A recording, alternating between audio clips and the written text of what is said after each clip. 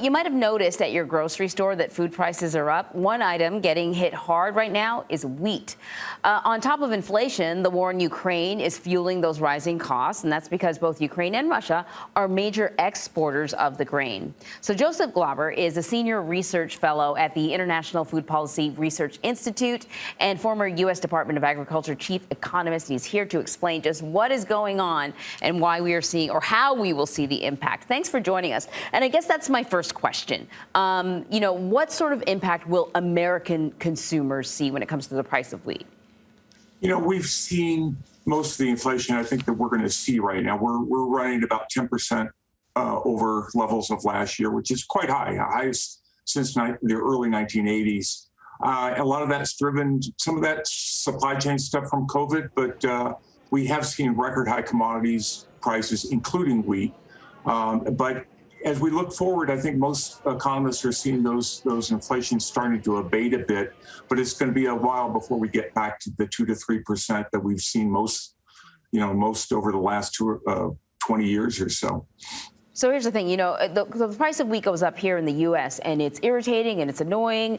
But in other countries, it could be almost destabilizing. What's happening in countries like Egypt or Lebanon, where they depend heavily on Ukrainian wheat? I know in Egypt, they actually have a subsidized bread program where a good portion of the population gets very, very cheap bread. But I don't know if they can keep doing that if they can't get access to cheaper wheat.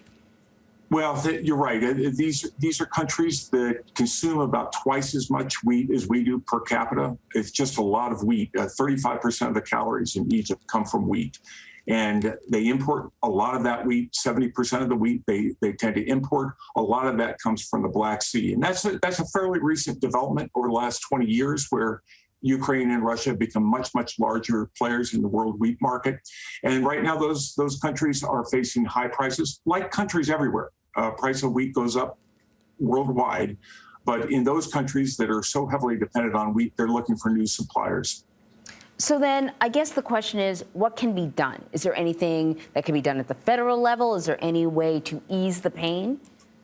I think, for those countries that are poorer countries and other things, some of them are going to need humanitarian aid. I look at a country like Yemen, which depends on 100% of its wheat comes from imports. It is very, very poor. The price increase alone represents about 4% of the GDP of Yemen. There's just no way they can absorb those sorts of costs. They'll need humanitarian aid.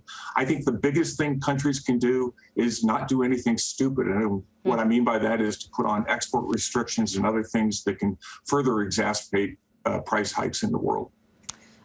Joseph, it was really good talking to you. Thank you so much. Hopefully we can have you on again, because I find this whole conversation, the ripple effect that this conflict is having throughout the rest of the world, really, really fascinating. So thank you. Thanks, Anne-Marie. Bye.